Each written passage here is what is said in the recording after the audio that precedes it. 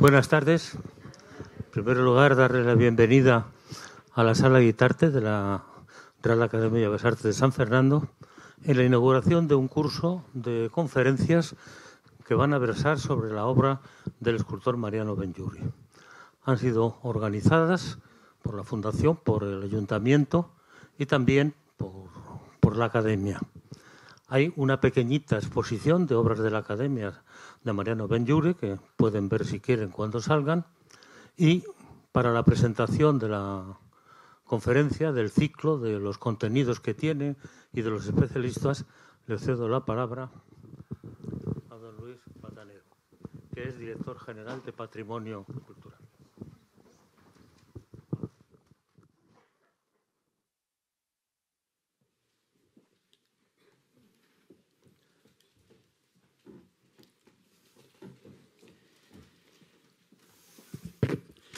Buenas tardes a todos, señores y señoras. En primer lugar, me gustaría dar las gracias a todos los asistentes a esta sesión inaugural del ciclo de conferencias Mariano Benlliure en la balanza de la historia.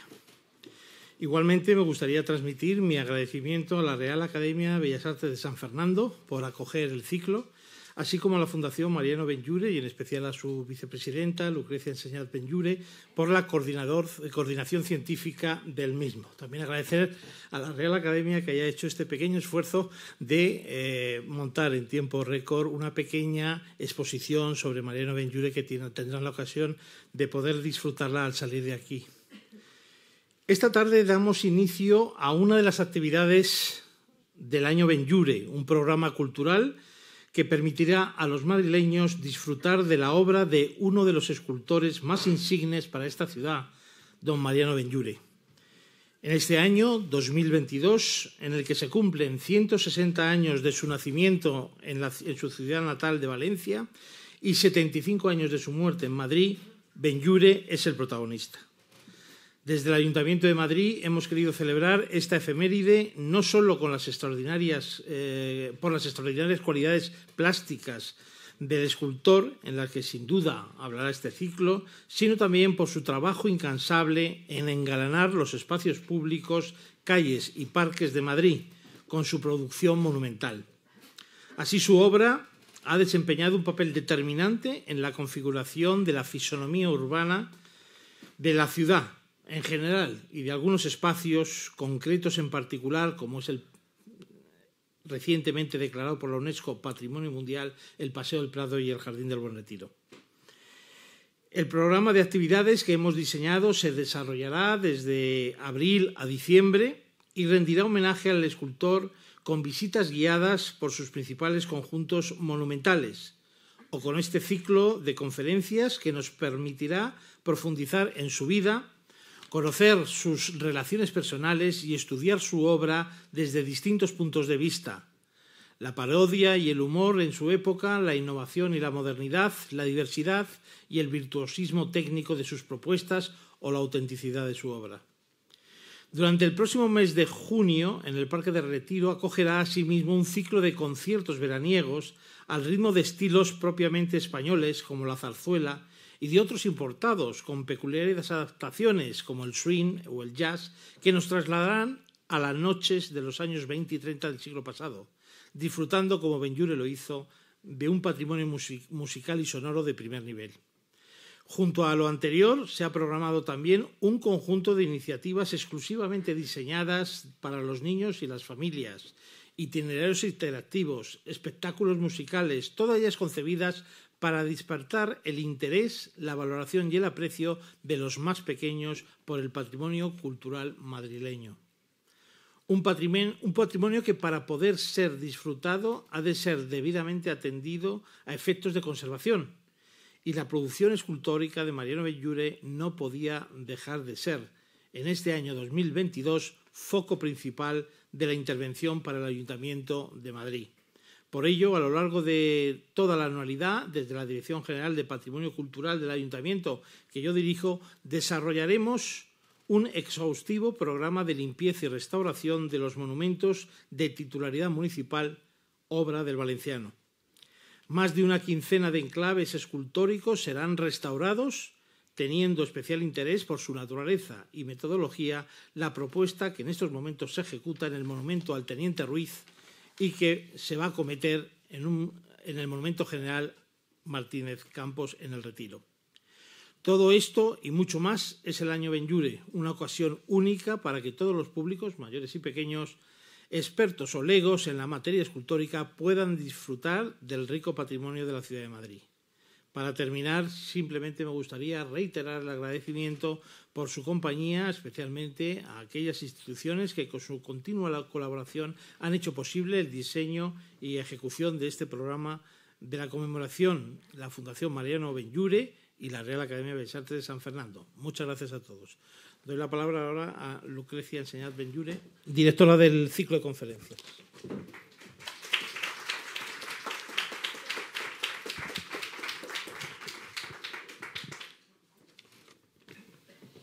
Muy buenas tardes a todos y muchísimas gracias por acudir a esta primera conferencia del ciclo de 6 que hoy iniciamos, que, como ha dicho el director general, titulado Mariano Benlliure en la balanza de la historia, dedicado al escultor con motivo del 75 aniversario de su muerte, que celebramos este año, y que ha organizado la Dirección General de Patrimonio Cultural del Ayuntamiento de Madrid, con la colaboración de la Fundación Mariano Benlliure, a la que represento, y de la Real Academia de Bellas Artes de San Fernando, que nos acoge en esta sala, y a la que perteneció Mariano Benlliure desde 1901 en la calidad de académico de número por la sección de escultura. Las conferencias van a contar con la participación de especialistas como el historiador de arte y escritor Carlos Reyero, que hoy inicia el ciclo, Leticia Azcue, jefe del área de conservación de escultura y artes decorativas del Museo del Prado, que hoy nos acompaña y que el martes próximo expondrá un recorrido sobre las obras más significativas y novedosas de Mariano Benlliure.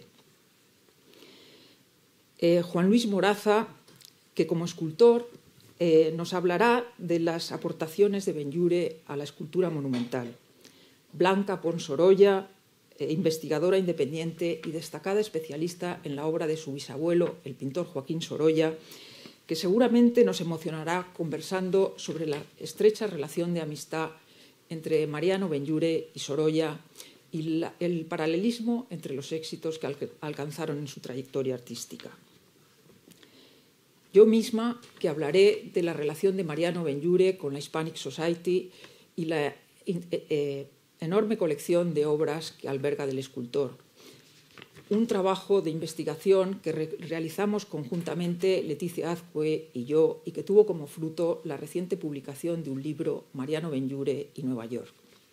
Y por último, Antonio López, jefe del Grupo de Policía de Patrimonio de la Policía Nacional adscrita a la Comunidad Valenciana, con el que compartiré la sesión para hablar de la calidad de los originales de Mariano Benlliure y las copias posteriores, frente a las copias posteriores, y la gran labor que desarrolla el Grupo de Patrimonio para perseguirlas. Como ven, se plantearán muy diversos enfoques sobre la muy extensa y variada obra del escultor valenciano, que nos ayudarán a acercarnos a ella, a descubrir sus muchos aspectos y valores y, por tanto, a apreciarla mejor. Y, en general, espero que también contribuyan a que se estime y dignifique un poco más la escultura, que quizás sea en la actualidad la menos considerada de las artes plásticas. Como he anunciado, hoy inaugura el ciclo Carlos Reyero, historiador de arte y escritor, durante un tiempo director del Museo de Bellas Artes de Valencia, profesor de las Universidades de Cantabria y Autónoma de Madrid y catedrático tanto de esta última como de la Universidad Pompeu Fabra de Barcelona. Becario de distintas instituciones españolas y extranjeras, entre otras, y en 2 ocasiones de la Academia de España en Roma, donde coincidimos en 1991-92, cuando yo me dedicaba aún por entero a la arquitectura, y tuvimos oportunidad de compartir diferentes experiencias, como un viaje a Grecia organizado por la Escuela Española de Historia y Arqueología de Roma. Volvimos a encontrarnos con motivo de la exposición conmemorativa del entonces 50 aniversario de Mariano Benlliure, los Benlliure Retrato de Familia, que, organizada por la Generalitat Valenciana, se itineró a diversas ciudades e instituciones, incluida la Academia de Roma, de la que el escultor había sido director. Carlos escribió un artículo en el catálogo sobre realismo y escenografía en la escultura monumental de Mariano Benlliure, que ya entonces me impresionó, mientras yo aporté un primer texto sobre mi bisabuelo y su entorno artístico familiar, que me abrió las puertas a sumergirme de lleno en su obra, en su vida y en su obra. Desde entonces, cuando me han encargado el comisariado de una exposición sobre Benlliure, siempre que he podido he contado con la colaboración de Carlos para escribir en el catálogo. Gracias al profesor Reyero, cuyas principales investigaciones se han centrado en la pintura de historia, las identidades culturales nacionales y de género, los intercambios artísticos en Europa, los monumentos conmemorativos y el uso de las imágenes en la construcción de discursos políticos, y a sus numerosas publicaciones sobre estos temas, aprendí a mirar con muy distintos ojos las obras de Benlliure y a fijarme y a valorar aspectos que antes me habían pasado desapercibidos. Hace poco ha publicado su primera novela, Por mano distinta, y actualmente está trabajando en una exposición sobre Sorolla, Sorolla en negro, y en su próximo libro, El arte parodiado, humor y caricatura del mundo artístico en España, un tema que enlaza directamente con la conferencia de esta tarde, en la que nos guiará a través de la prensa gráfica de la época para descubrirnos las múltiples caricaturas publicadas tanto de Benlliure como de su obra monumental, precisamente por su gran prestigio público. Y se tendrá a analizar los procedimientos paródicos y su justificación, la utilización de la caricatura como instrumento visual para la crítica de arte y las bromas en torno a la retórica monumental. Y sin más preámbulo, le cedo la palabra para que una vez más nos sorprenda con sus argumentos.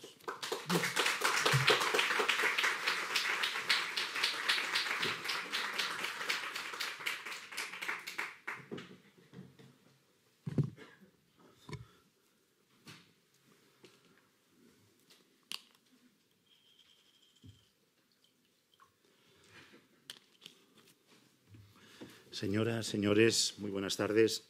Quiero que mis primeras palabras sean de gratitud al excelentísimo Ayuntamiento de Madrid, a la Real Academia de Bellas Artes de San Fernando y a la Fundación Mariano Benlliure. Y muy especialmente, por supuesto, a Lucrecia Enseñat Benlliure, que de una manera absolutamente generosa y llena de afecto me ha invitado a participar en este curso y me ha abrumado con esta presentación. Así que no quiero emocionarme antes de empezar la conferencia, pero realmente le estoy muy agradecido a esta presentación que me acaba de hacer. Y quiero también agradecer muy especialmente a Leticia Azcuebrea, que hablará el próximo martes, porque sé que ella también ha participado activamente en la organización de estas conferencias y sé que entre Lucrecia y Leticia han tenido la gentileza inmerecida de concederme el primer lugar en la intervención, cuando yo les comentaba hace un momento que aunque este es un tema de investigación que está casi a punto de ver la luz, realmente no deja de ser un argumento colateral en el mundo de Benlliure, aunque yo espero suscitarles la atención desde un punto de vista que quizás ustedes no se esperaban.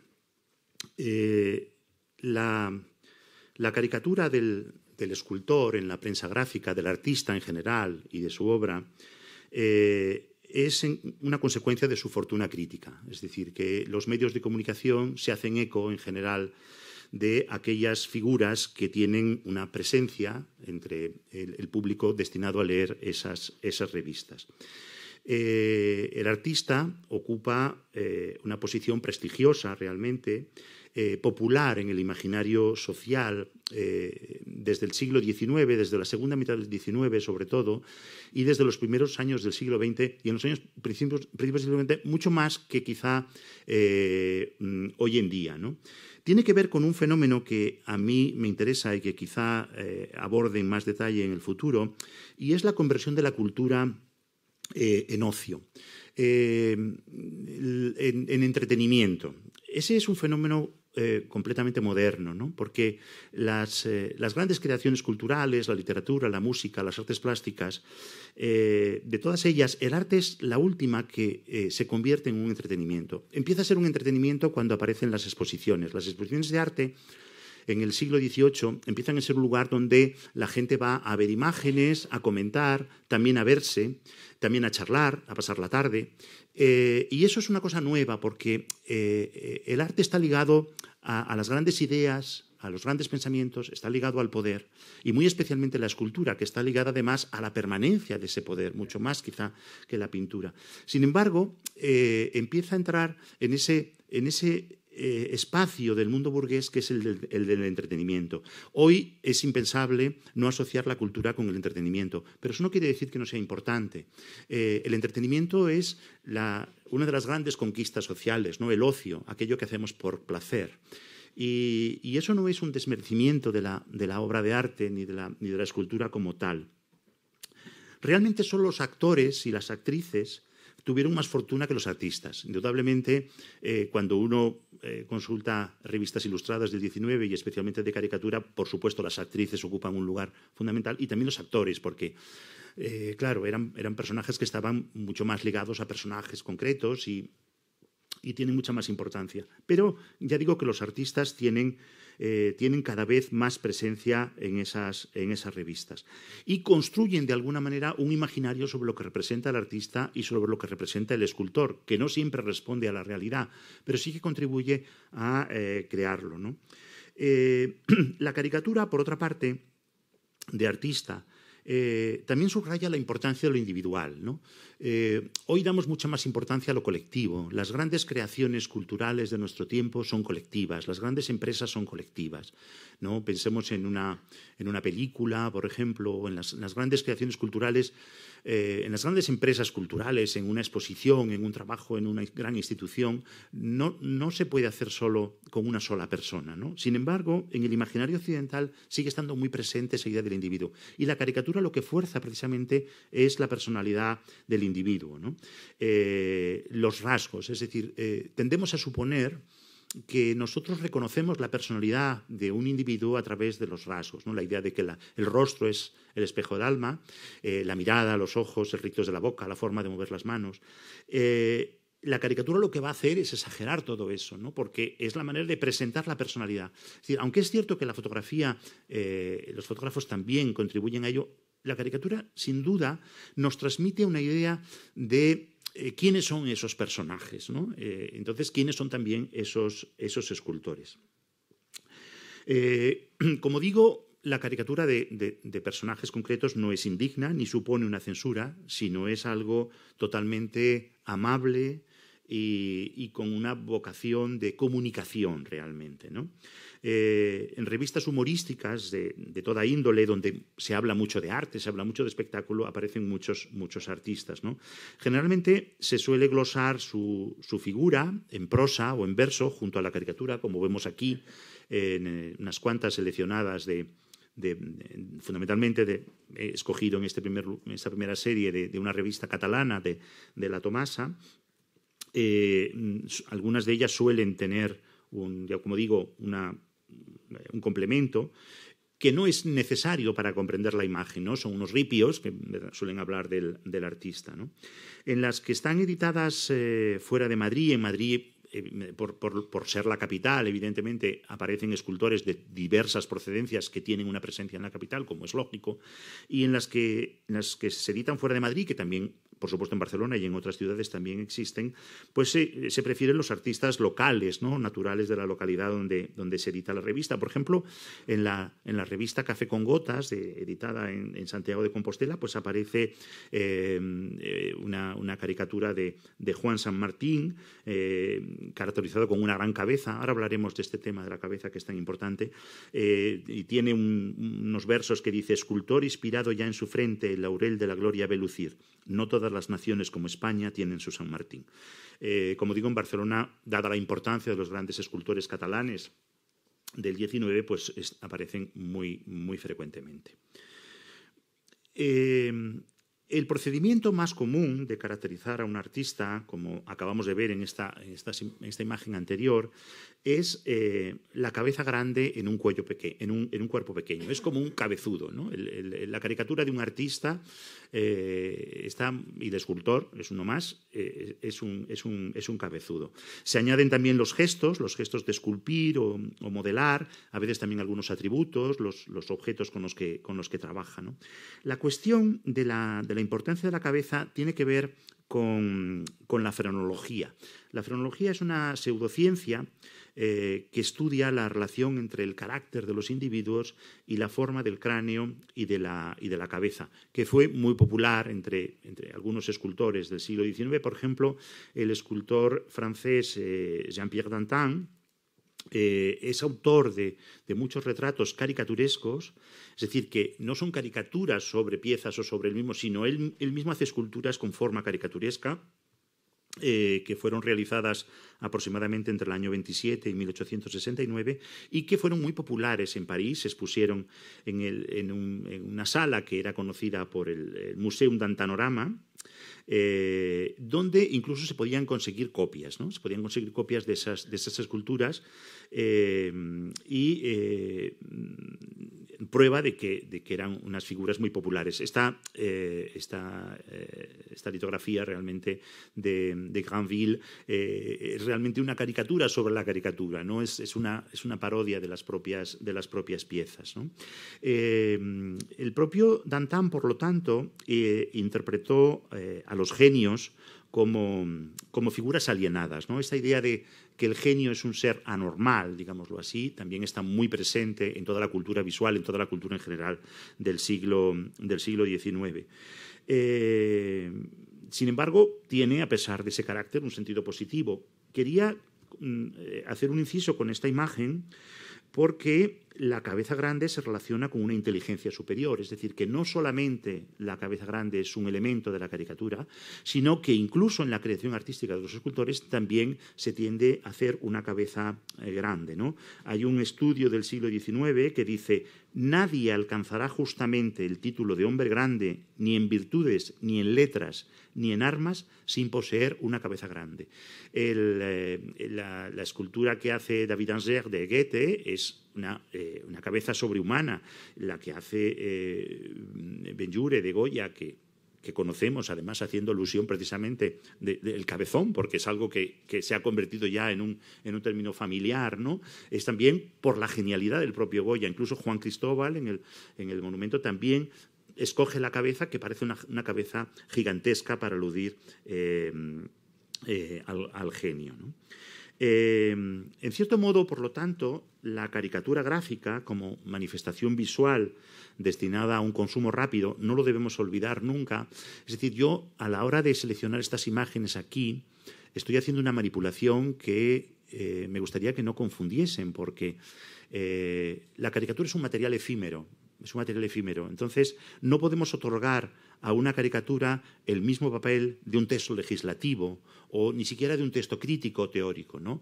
La caricatura es un consumo rápido. Lo que pasa es que es verdad que se repite, con lo cual sí que se deposita en la memoria, pero es un material completamente ligero, aunque, por supuesto, tan merecedor de estudio como algo más estable, ¿no? Decía que, por ejemplo, en las reseñas de las exposiciones nacionales de Bellas Artes es frecuente encontrar la cabeza de los artistas. He seleccionado dos, una de Madrid Cómico del año 10 y otra de la exposición de Bellas Artes del año 97, porque son escultores, ¿no?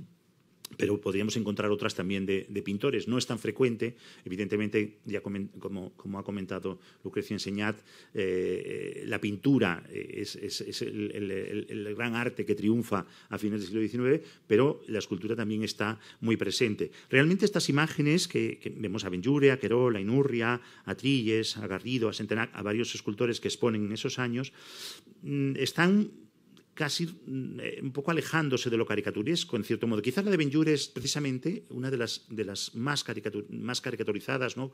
Con esos pómulos salientes, esos rasgos tan rotundos que tenía y ese bigote, ¿no? Más quizá que la de Querol o la de Inurria.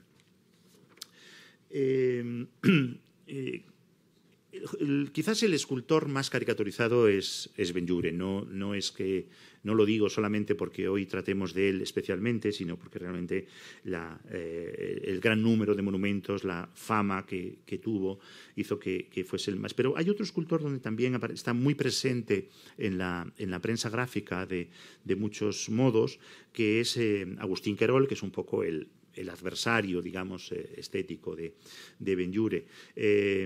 Aparece ligado a sus triunfos, por ejemplo, no lo he traído, pero aparece caricaturizado en relación con la tradición, cuando la tradición es premiada en la exposición nacional. Aparece también en relación con viñetas humorísticas, por ejemplo, la que está aquí en el centro. Está sacada del Esquella de la Torracha, que es una revista humorística barcelonesa, a raíz del encargo que recibió del monumento a Serafí Pitarra, que luego comentaremos. Aparece el alcalde de Barcelona. El alcalde le pregunta ¿qué pasa con la estatua? ¿Terminas o no terminas? Y el escultor le dice, bueno, si no me das el bloque, que es el bloque de mármol, no puedo hacer la estatua, ¿no? Es decir, que aparece como un chiste, ¿no? Como un chiste ilustrando esa revista. Aparece también en 1909, donde se critica su condición de diputado maurista, era diputado conservador. Ahí hay veces entre las revistas satíricas son tanto de izquierdas como de derechas, ¿no? El humor no tiene una ideología precisa, ¿no? En ese sentido, pero las revistas catalanas sí son revistas de izquierdas y, claro, por una parte no pueden dejar de reconocer el mérito de los artistas, porque eso forma parte de un estado de cosas aceptable, ¿no? Y sin embargo tienen que atacar a Querol porque, claro, es un diputado maurista, es un diputado conservador, ¿no?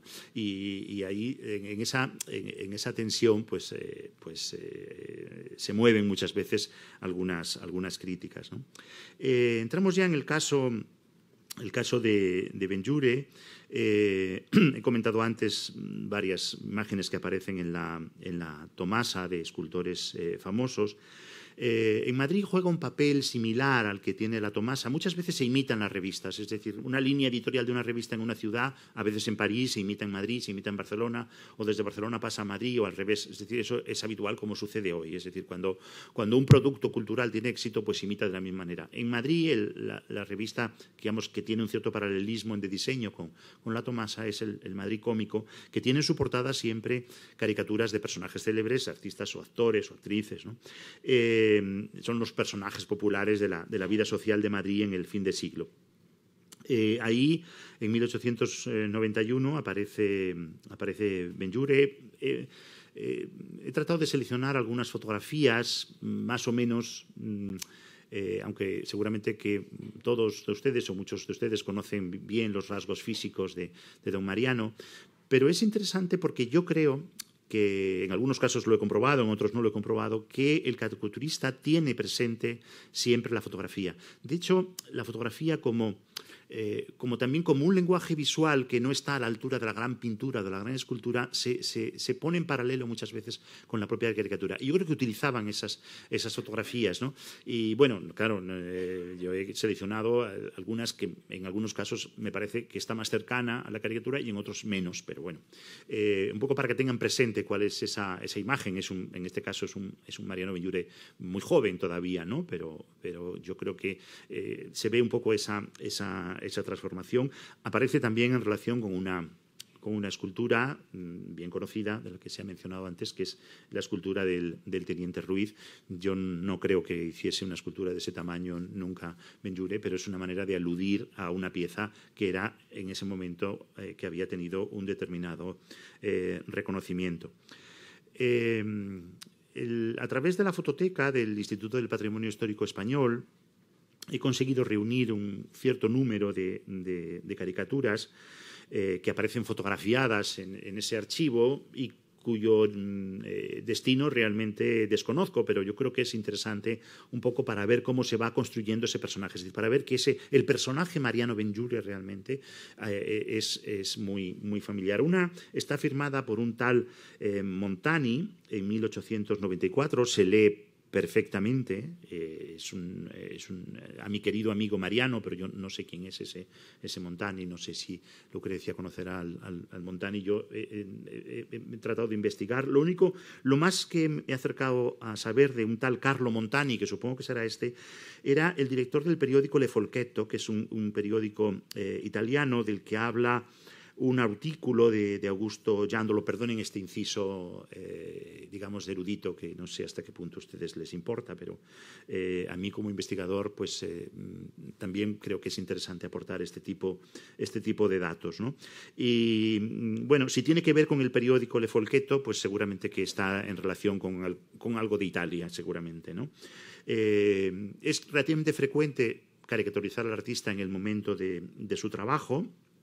Creo que en este caso tiene más relación, aunque en la fotografía aparece con la chimenea del infierno de Dante, pero realmente la postura tiene bastante que ver con esa fotografía, aunque es una fotografía posterior, pero creo que la forma de colocarse creo que tiene bastante que ver. Es frecuente también que los artistas aparezcan, antes hemos visto El Teniente Ruiz, una obra que era famosa, y aquí con un desnudo, ¿no? La idea de caricaturizar al artista varón con un desnudo femenino también es un juego pícaro que aparece también con alguna frecuencia. En blanco y negro, en 1900, aparece esa caricatura de Pedro de Rojas, que está realizada muy poco antes de que emigrase a Argentina, y se le presenta un poco como un vendedor ambulante, ¿no? He puesto esa fotografía de un vendedor ambulante de esa época, que era muy frecuente. Ya prácticamente los vendedores ambulantes de objetos han desaparecido, pero existían en la posguerra española todavía, y sí, los hemos conocido. Y ese vendedor ambulante de figuritas, dulces, mazapanes, es decir, la presentación de Benlliure como un pastelero, ¿no? Como alguien que hace figuritas, ¿no? Figuritas de mazapán o dulces, ¿no?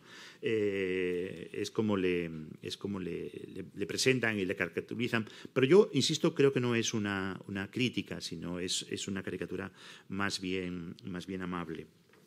Melitón González, que es otro de los caricaturistas también más interesantes del cambio de siglo en España, lo presenta como un vendedor de botijos. Casualmente Melitón González era hijo de un alfarero, ¿no? Ahí quizás él se traicionó, pero el pie de fotos es muy elogioso, ¿no? Dice: su mérito singular es en España notorio, ni el escultor del Tenorio resulta más popular. Es decir, que detrás de esa caricatura del botijo, de la pieza de cerámica, tampoco hay ninguna condición peyorativa. Francisco Sancha, que es otro caricaturista importante de la revista Gedeón, que es una de las revistas más importantes también de humor gráfico en España a principios de siglo, también aparece, a mí me parece que es una de las caricaturas más interesantes que yo expongo aquí, que se publica en 1910, porque Francisco Sancha evidentemente conocía las técnicas del expresionismo germánico y está muy en relación con la silografía, ¿no? Con el grabado en madera y con la expresividad de los rasgos agudos, digamos, y de las tensiones de la superficie, ¿no? Digamos, no un ilustrador más fácil como hemos visto hasta ahora, ¿no? Por eso también me parece también más interesante. Utiliza también un recurso que es habitual en la caricatura, que es el contraste entre el artista y la grandeza de su obra, que forma parte también del imaginario romántico, de una tradición bastante anterior. Es decir, la obra del artista es mucho más grande que él, ¿no? Eso es algo que también forma parte de nuestro subconsciente. Pensamos que lo que hace un ser humano es más grande que él mismo, ¿no? Es moralmente superior, ¿no? Y ese contraste entre el individuo y la escultura aparece muy de relieve, muy puesta puesta de relieve en este caso, ¿no?, con las patas de la escultura del caballo. Yo creo que es la estatua ecuestre del general Urquiza, que se inauguró en la avenida Rivadavia de Paraná en 1920, cuyo pedestal es obra de Querol. Y de nuevo hay imágenes he puesto una imagen del general San Martín, que no es la que yo creo que corresponde, pero también hay esa contraposición. Y luego una fotografía del detalle del general Urquiza, donde se ve esa posición de las patas del caballo. Por eso creo que debe referirse a esa pieza. También aparecen en historietas, ¿no? La historieta, el cómic, digamos, es muy frecuente también y el cómic con elementos reales, imaginarios, ¿no? El viaje a Argentina de Benlliure, pues es objeto de esa historieta, ¿no? La tradición esa de los pliegos de cordel, donde hay una viñeta que ven ahí en la tercera fila al extremo derecho, y luego la imagen que yo he agrandado para que ustedes puedan ver. Debajo pone: Benlliure, el inevitable, va como escultor notable. Ya saben que la rima de las historietas, pues, en fin, hay que buscarla sin mucha justificación. Y notable, pues rima con inevitable y ya está, solucionado. Nuevamente también indico como vendedor ambulante, y en este caso con una pieza de taurina que sí que es característica de Benlliure.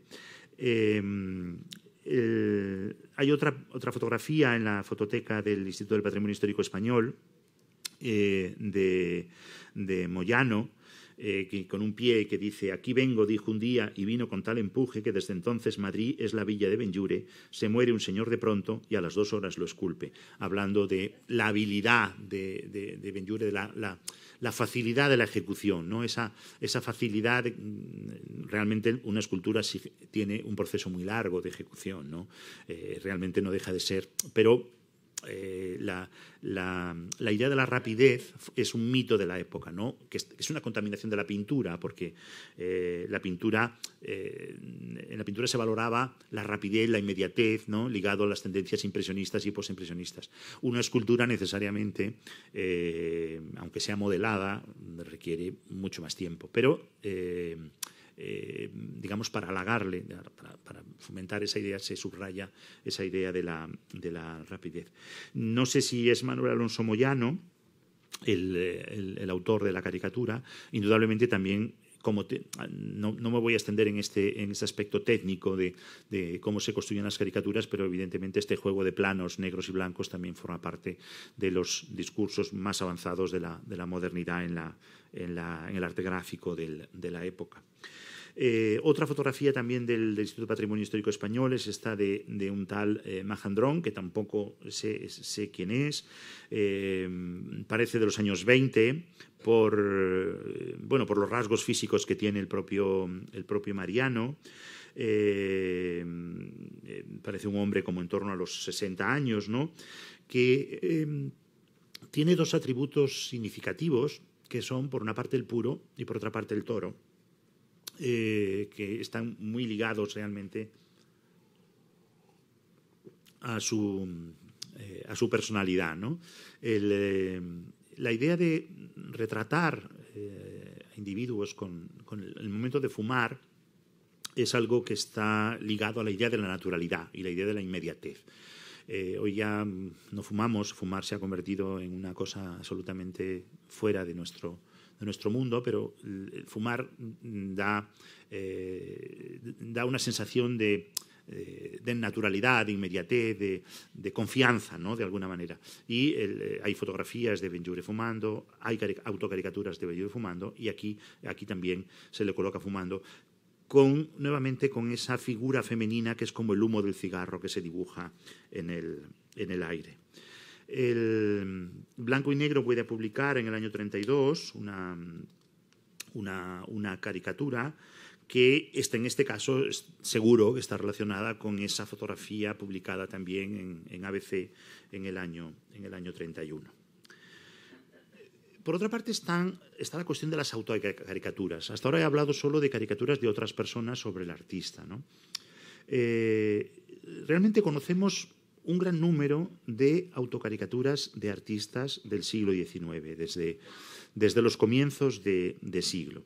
Generalmente las autocaricaturas son ajenas a la prensa gráfica. El material que yo he trabajado fundamentalmente es la prensa gráfica, pero en esta conferencia quería también referirme a esta cuestión. Generalmente son dibujos privados que el artista hace por puro divertimento, ¿no? Y aunque pueda parecernos grotesco, realmente es un testimonio de su singularidad, que es bastante cercano al autorretrato. Es decir, que es una manera de explorar rasgos de su personalidad, ¿no? Y también de desmitificarse. Yo creo que la idea de desmitificarse es una forma de autodefensa, en cierto sentido. Es decir, el propio Benlliure tiene muchos testimonios. Él se llama a sí mismo picapedrero en ocasiones, ¿no?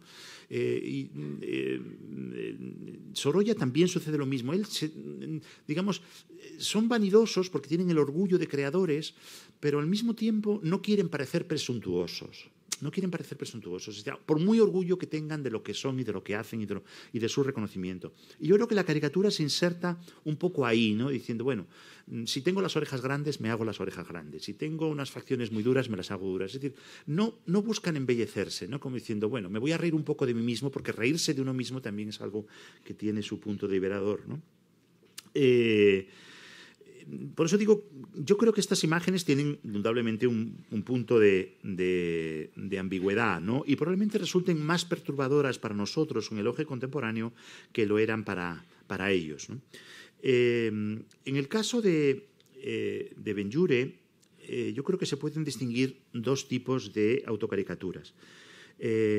Por un lado, lo que son los dibujos satíricos realizados como diversión ocasional, de carácter más o menos privado, por ejemplo, estas que vemos aquí, es decir, que un artista está permanentemente dibujando, parece que tiene una necesidad constante de poner algo sobre el papel, ¿no?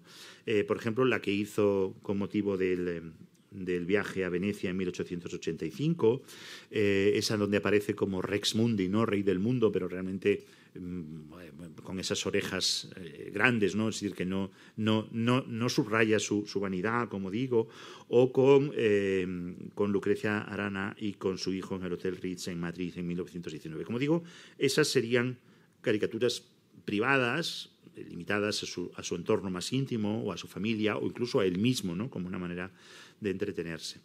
Y luego hay también caricaturas propias destinadas a ser vistas, ¿no? Destinadas a una obra que tiene de alguna manera una proyección pública, ¿no? Por ejemplo, esa acuarela titulada Olympiade de Cervara de 1885, alusiva a las fiestas de primavera en la localidad de Cervara, en las afueras de Roma, que incluía una carrera de burros, donde aparece el propio Benlliure a lomos de un burro también, con esas orejas de soplillo, ¿no? bien grandes ahí, sin temor ninguno, ¿no?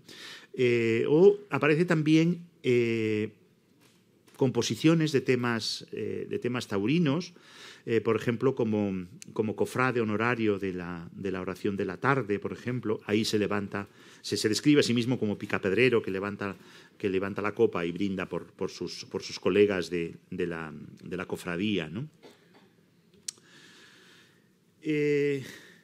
Paso a otro apartado que a mí es el que más me ha interesado en la investigación que lleva a cabo sobre caricaturas, que son las parodias monumentales, las parodias de monumentos. Yo siempre recuerdo a mi maestro Julián Gallego, que voy a citar una vez más, porque él decía que los monumentos del siglo XIX y de principios del XX han perdido su función edificante y estética en gran medida, por eso es tan importante recuperarlos, ¿no? Y muchas veces son mera referencia en el paisaje. Es un lugar, recuerdo que ponía el monumento al Marqués del Duero, es una referencia en el Paseo de la Castellana para saber si tenemos que torcer a la derecha o a la izquierda. Y realmente lo que significaba el Marqués del Duero en la memoria política de quienes lo levantaron, pues ha pasado desapercibida, como seguramente también serán quizás el teniente Ruiz algo más por su vinculación con el 2 de mayo, pero la mayoría de los monumentos de Benlliure y de otros artistas realmente su sentido edificante ha pasado a segundo término. Pero no era así cuando se hicieron, ¿no? Y precisamente se caracterizan porque son importantes, se caracterizan porque eran temas candentes del debate público en el momento de su realización e incluso después de su realización, ¿no? La política de ornamentación urbana es un tema fundamental de la simbología de las ciudades y, por lo tanto, todo el mundo se cree con derecho a opinar. He empezado por esta escultura de Antonio Solá, el Daoiz y Velarde, porque es una de las más caricaturizadas, ¿no? Es una pieza importantísima del neoclasicismo español que paseó por Madrid como un arte mueble, realmente siendo tan inamovible, pero realmente estuvo en muchísimos lugares hasta encontrar acomodo en la Plaza del 2 de Mayo. Y he puesto dos caricaturas que revelan cómo esa imagen del Daoiz y Velarde está tan interiorizada que funciona como un cliché para criticar a los políticos, ¿no? Por ejemplo, sirve para criticar a Cánovas y Sagasta como los líderes del Partido Conservador y del Partido Liberal, que juran defender el turrón es los beneficios que sacan de la política, hasta derramar la última gota de su sangre con los chorizos, ¿no? Como si fuesen las espadas de Daoiz y de Velarde. Y esa misma escultura sirve también para caracterizar a Querol y a Benlliure, ¿no? Que son los dos grandes escultores del momento y también los dos grandes adversarios. En 1902, con motivo de la inauguración de varios monumentos en la capital, que hubo una campaña monumental para embellecer la ciudad de Madrid con motivo de la mayoría de edad del rey Alfonso XIII, se levantaron varios monumentos y se ironiza también con algunos políticos a través del parecido, podríamos decir, ¿no? Por ejemplo, el monumento a Goya de Benlliure se modifica con la escultura de Raimundo Fernández Villaverde, que era ministro de Hacienda y ocupa ese puesto de Goya. Es decir, que se utiliza el monumento, digamos, para hacer una crítica política hacia el ministro de Hacienda. Aparecen también en ocasiones monumentos extranjeros, ¿no? Hay algunos monumentos que tienen una popularidad extraordinaria. No olvidemos que el arte gráfico, no solo la caricatura, fue fundamental para la popularización de los monumentos. Y uno de los monumentos más conocidos del mundo, no sé si quizás el mayor, es la Estatua de la Libertad de Bartholdi a la entrada del puerto de Nueva York. Y ese monumento también se utiliza como caricatura, ¿no? Ahí aparece, se utiliza ahí para ridiculizar el clericalismo de Maura. En lugar de la llama de la libertad tiene un cirio. Y en la revista catalana L'Avi se utiliza para criticar el republicanismo, ¿no? El republicanismo de la ideología republicana, ¿no? Es decir, por eso esa figura grotesca con el gorro frigio, con la bandera republicana, es una crítica de esa figura. Algunas sustituciones en los pedestales aluden al cambio de paradigma en la conmemoración monumental, ¿no? Cuando preparaba esta imagen me acordaba del monumento a Larios en Málaga, que durante la Guerra Civil se arrojó la estatua de Larios al mar y la estatua del torero Mazzantini, del trabajo representa el trabajo, pero el modelo había sido Mazzantini, ocupó un lugar en el pedestal, ¿no? Como un detalle del trabajo es lo importante, el prócer pasa a segundo término. Me acordaba de esa anécdota porque realmente esta sustitución del monumento a Colón de Madrid por Mazzantini es un poco una especie de antecedente involuntario de esa idea de los revolucionarios del año 36 en Málaga, ¿no? El torero Mazzantini amenaza con sustituir a Colón y a Cervantes realmente. Es decir, ¿por qué se produce eso? Porque ya empieza a haber una corriente crítica donde los personajes mediáticos son más importantes que los personajes históricos, ¿no? Yo estoy bastante poco al tanto de quiénes son los personajes populares en la España de hoy, de los que salen en las televisiones, pero yo estoy seguro, hombre, Colón supongo que todavía y Cervantes no habrán perdido su importancia, pero estoy seguro de que son mucho más conocidos esos personajes mediáticos que salen en las televisiones que muchos de los personajes que están en los monumentos. Eso que hoy nos parece que ocurre es algo que la revista ironiza también, ¿no? Es decir, Mazzantini, que era un torero, era mucho más famoso que Colón, ¿no? Claro, era un personaje que todo el mundo había oído hablar de Mazzantini. Era un personaje muy popular, ¿no? Y Mazzantini le está diciendo a Colón, retírate tú, que subo yo, ¿no? Es decir, que esa caricatura no es tanto una censura de los monumentos, sino un toque de atención sobre su significado, ¿no? Las estatuas tienen con mucha frecuencia opinión política, porque generalmente las estatuas que se levantan en el 19 nacen de un acuerdo, por lo menos, de los partidos liberales y conservadores, ¿no? Y tienen un valor un poco de conciencia moral, ¿no? Se utilizan como la conciencia moral de la sociedad. En Barcelona es mucho más frecuente con Colón y con otros monumentos barceloneses, porque allí la escultura monumental quizá tiene más importancia, por lo menos crítica, que en Madrid, pero también en Madrid sucede, ¿no? Delante del monumento a Álvaro de Bazán, de Benlliure, aparece Eduardo Dato, que entonces era ministro de la Gobernación, y Ventura García Sancho Ibarrondo, que era entonces alcalde de Madrid, y conversan con Álvaro de Bazán, ¿no? Y le ofrecen a Álvaro de Bazán que sea concejal en el Ayuntamiento de Madrid. El navegante dice que le falta una letra en su nombre y el alcalde dice que responde que la I. Entonces, al cambiar el Bazán por Bacín, pues está haciendo una referencia a las elecciones amañadas, ¿no? El problema de la corruptela con las elecciones es que se metían los votos en un bacín, ¿no? Entonces realmente la estatua está haciendo un poco de conciencia pública frente a esos dos políticos.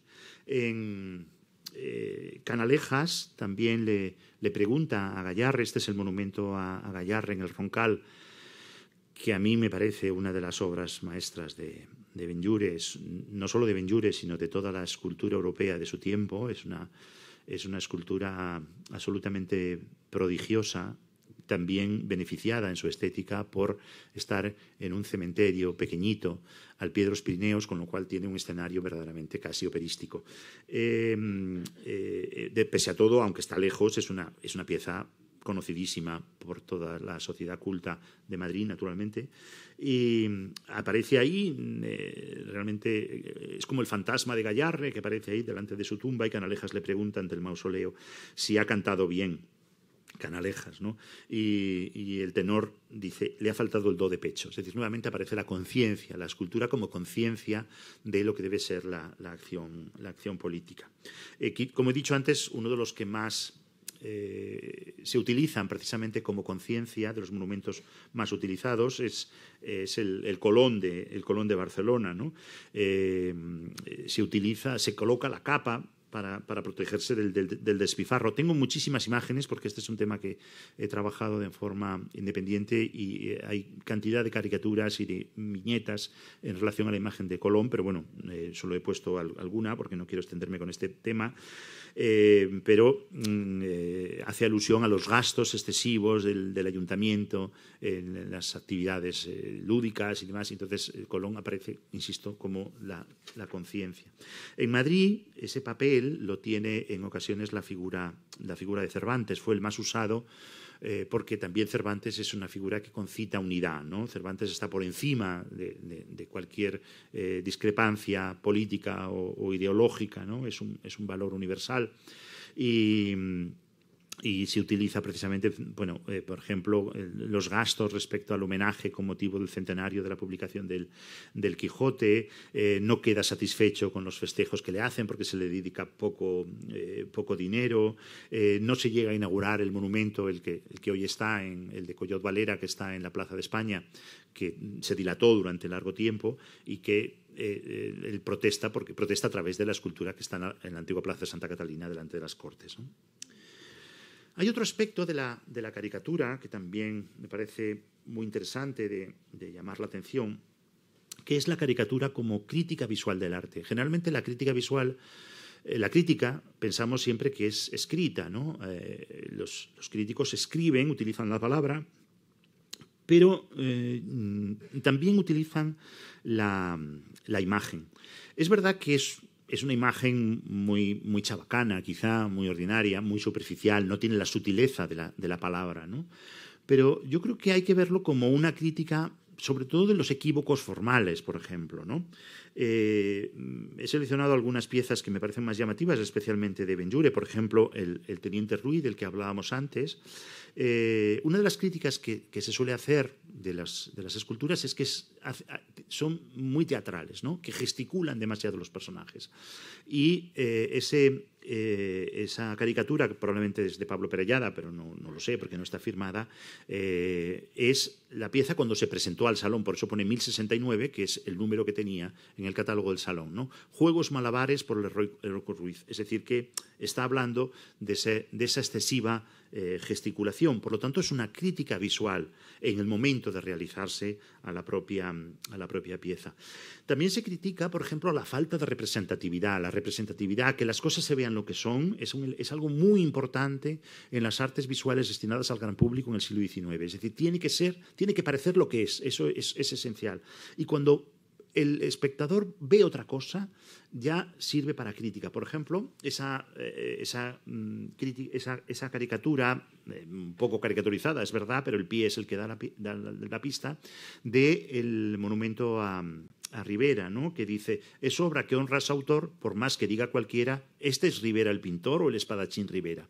Es decir, que parece un espadachín, ¿no? Y cómo un pintor puede parecer un espadachín, es decir, es otra manera también de criticar. También a veces los críticos lo que hacen es llamar la atención sobre un objeto determinado y de esa manera se da un giro temático a la pieza, un giro en broma, ¿no? Por ejemplo, la estatua de Lope de Haro, también de Benlliure, que está como monumento en Bilbao, que fue presentada previamente a la Exposición Nacional de 1890, el crítico hace alusión a su aspecto sobrecargado y al exceso de aditamentos. Y he puesto precisamente el grabado de la Ilustración Española Americana porque realmente, cuando yo he visto la estatua, el monumento en Bilbao, desde la distancia, desde la altura, realmente no se aprecia ese exceso, pero sí se aprecia en la imagen. Por lo tanto, creo que también hay una contaminación indirecta a través de la propia imagen. Y el crítico dice: un guerrero con patas de elefante de la compra regresa muy campante. Es decir, es una forma también de bromear. La broma también, no olvidemos, ese es un tema que se aleja un poco de esta conferencia, es una manera de aproximarnos, ¿no? de acercarnos. La broma nos humaniza, y nos humaniza con las cosas, ¿no? Lejos de distanciarnos, nos acerca, ¿no? Con motivo también del concurso al monumento a Ríos y Taulet de Barcelona, l'Esquella de la Torratxa publica un proyecto de Mariano Benlliure. Un proyecto que, por cierto, yo no conozco. No sé si hay documentación de este monumento porque, que yo sepa, es la única imagen que tenemos, incluso como documentación del propio monumento. La revista publica los proyectos. y publica también las caricaturas de esos proyectos, ¿no? Es el monumento, como digo, al alcalde Ríos y Taulet, que haría otro escultor, y allí se confunde con un traslado de un piano al cuarto piso. Es decir, que es una broma, que es una banalización, digamos, del monumento, ¿no? Es habitual en la caricatura interpretar las figuras como muñecos de madera, como si fueran juguetes. Benlliure creo que lo sufre de manera injusta, porque realmente si algunas esculturas tienen vida son las esculturas taurinas de Benlliure, es decir, que verdaderamente está...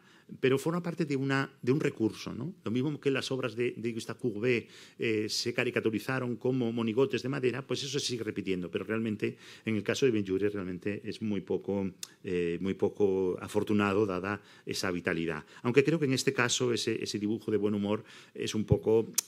no se refiere a ninguna pieza en concreto, sino es una broma genérica.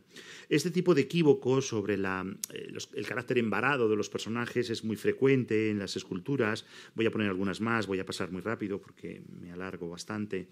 Por ejemplo, la estatua del marqués viudo de Pontejos se interpreta como un personaje almidonado y planchado precisamente por ese embaramiento. La escultura de Alfred Boucher a la Terre, que es la figura clásica de un enterrador, se interpreta como un payés al que le ha arrancado la piel el gobierno, a ver si hay cuartos enterrados. Digamos que también es una crítica un poco colateral. En algún caso también se combina la crítica política con el exceso de retórica. El monumento al doctor Federico Rubio pasa a ser el monumento al ministro Pidal, con exceso de telas, que se relaciona también con el clericalismo, la polémica siempre problemas políticos del momento, claro, que a veces es difícil rastrear. La crítica también revela una cierta incomprensión hacia los fragmentos, ¿no? Es habitual la presentación de fragmentos en las exposiciones. Por ejemplo, esa escultura de Paul de Vigny, Inmortalidad, que se presentó en la exposición de Barcelona, Municipal de Barcelona del año 11, se presentó como un fragmento, aunque yo aquí la he puesto completa. Quizá no es tanto una crítica a la pieza cuanto al público inculto que va a las exposiciones, porque también la escultura se aprovecha, igual que la pintura, para criticar a la gente que va a ver obras de arte que no las comprende. Entonces, en este caso, pues es una especie de Aragonés, que también es uno de los prototipos, desgraciadamente, de lugares comunes de personajes pueblerinos por antonomasia en el imaginario nacional. Como si no fuéramos todos bastante pueblerinos, pero bueno, lo digo porque me molesta mucho referirme a estas cuestiones tan políticamente incorrectas. Pero sí que dice, tú no puedes bailar más que media jotica, es decir, que está haciendo alusión a un pueblerino aragonés. Otra también que hace referencia a esos fragmentos es el Mercurio de Luciano Oslé. En esta escultura de José Bueno, que está en el Ayuntamiento de Torrero, en Zaragoza, se bromea también con la figura del que van a enterrar realmente como si fuese un borracho, ¿no? Dice, buena la has cogido, vamos a la casa de socorro a que te den amoníaco. Son muy habituales también todas las interpretaciones escatológicas, porque la mayoría del humor, igual que hoy, siempre tiene que ver con la escatología y con el sexo, porque son las cosas que más gracias nos hacen, seguramente. Entonces es muy frecuente que haya referencias, ¿no? No quiero extenderme, he puesto solamente esta pieza de un escultor italiano, Domenico Trentacoste, Caín, que está con su dolor, ¿no? de pesar del pecado que ha cometido, pero ese dolor y ese pesar pues se interpreta de otra manera por parte del humorista, ¿no? Con intención de hacernos reír, evidentemente. Y por supuesto también los temas, las reinterpretaciones sexuales también son muy, muy frecuentes, ¿no? He traído esta a pesar de que la calidad de la imagen es muy regular, pero era una imagen muy pequeña, pero es que es muy expresiva porque tengo la oportunidad de poner la pieza original y la pieza caricaturizada, ¿no? Es la escultura Serenidad de Josep Clarà, que tiene un subtítulo: dejad que los niños y militares sin graduación se acerquen a mí. Hay bromas en general con la retórica monumental. Voy a ir abreviando porque me alargo de estos temas que uno lleva trabajando tiempo, siempre se le van ocurriendo cosas. Las bromas de la retórica general en general, sin referirse a piezas concretas, son también muy frecuentes. A mí he puesto las dos que me parecen más llamativas. Una es de la Campana de Gracia de 1890 y otra es de la revista bonaerense Caras y Caretas de 1902, donde realmente se hace una especie de estereotipo de lo que es la gestualidad, ¿no? La gestualidad del monumento como algo estereotipado, como algo que se repite de unos monumentos a otros, por esa especie de falta de originalidad. Es decir, que se utiliza también la caricatura como crítica de arte. Los chistes en los que aparecen los tópicos de los monumentos en los años 20 y 30 también son frecuentes. Este chiste, firmado por Barradas, el gran pintor uruguayo, el gran ilustrador de la vanguardia de los años 30, 20 y 30, que ilustró participó como ilustrador en esa revista valenciana. En el comentario de ese pie, en este caso sí es importante el comentario, porque los chistes son una relación de texto-imagen. Esa pareja está contemplando un monumento estereotipado, ¿no? Un personaje, un prócer sentado con una figura de Nafama que toca la trompeta, ¿no? Y dice: mira, Cirila, es que el valenciano, ese signo normativo es difícil lo voy a traducir porque si no, ese que está ahí es el inventor del merengue. A mí que me había parecido la Estatua de la Libertad, es decir, el chiste está, digámoslo así, en la falta de representatividad y de mensaje que tienen ya las esculturas en esos años. Es decir, es una crítica como hacia la propia tipología. Este es otro caso también, el personaje que extiende la mano y que cuando se pone a llover se va porque se aburre, porque nadie le hace caso. El exceso de retórica nuevamente en ese proyecto del monumento a Pi Margall en Barcelona en el año 31. Las bromas con el pedestal también son frecuentes. El pedestal, de esto les hablará mi colega Juan Luis Moraza, que es el gran estudioso de los pedestales y su significado en la escultura. Sobre el pedestal se bromea muchísimo, ¿no? Se utiliza también, por ejemplo, para ridiculizar la vanidad del paseante, ¿no? Del que quiere estar en un pedestal, ¿no? Este pedestal que está sin estatua algún día me servirá para colocar mi estatua, ¿no? Confusiones con el pedestal que se parece a un candelabro, por ejemplo, en el caso de Colón, o el pedestal de la Serafí Pitarra en Barcelona, que es un pedestal modernista de Pere Falqués, que se parece a un número 2, porque si se fijan sobre todo en esta imagen de aquí, que está sacada directamente del foto, parece un número 2, y se bromea con ese número 2 y también con la sensación de inestabilidad, que también es algo contrario a la escultura, porque la escultura es un arte de la estabilidad. Entonces parece que Serafí Pitarra también se va a caer. De Serafí Pitarra también hay muchísimas caricaturas, no solamente estas que pongo aquí. Se bromean los chistes con el escultor y con su obra, son muy habituales. El escultor que se parece a la obra que ha creado, y lo que ha creado es un cerdo, por ejemplo, en este caso. O se bromea también con la incomprensión, como he dicho antes, de los visitantes. La escultura que no tiene ni pies ni cabeza, por ejemplo, que es un fragmento de una escultura. Se bromea también muchísimo con el desnudo. De eso tengo muchísimos chistes, pero este a mí es el que más gracia me hace y por eso lo he puesto, porque todavía me sigo riendo. Una vieja le dice a otra: Dios mío, lo que somos. Y la estatua dice: ¿qué te crees tú eso? Es curioso que todavía hay chistes que nos hacen gracia en nuestro tiempo, cosa que no es frecuente porque los chistes tienen historia, el humor tiene historia. Y las cosas que yo eso lo comprobé en la docencia, ¿no? Que los chistes que yo hacía cuando empezaba a dar clase tenía que dejar de hacerlos porque al cabo de 30 años ya no tenían gracia. Y en este caso, pues todavía eso parece que nos hace reír. Por supuesto, Benlliure, y con esto termino enseguida, no les entretengo más. Benlliure también es objeto de objeto de broma. Ya hemos visto antes las caricaturas, pero también él mismo se introduce en la broma. Por ejemplo, cuando Mazzantini, que es modelo de Benlliure, fue elegido concejal del Ayuntamiento de Madrid, se recordó precisamente esa amistad con Benlliure como el irónico mérito, el único que tenía Mazzantini para ser concejal.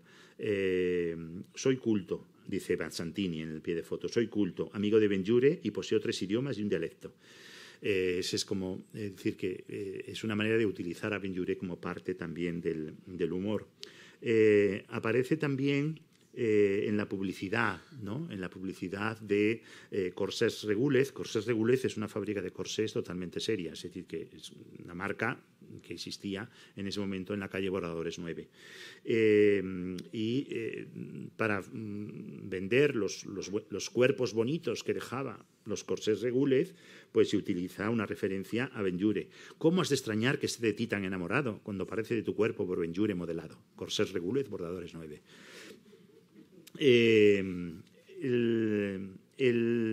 Los monumentos, generalmente rodeados de árboles que ocupan plazas arboladas o jardines, también son muy frecuentemente los lugares de citas amorosas, ¿no?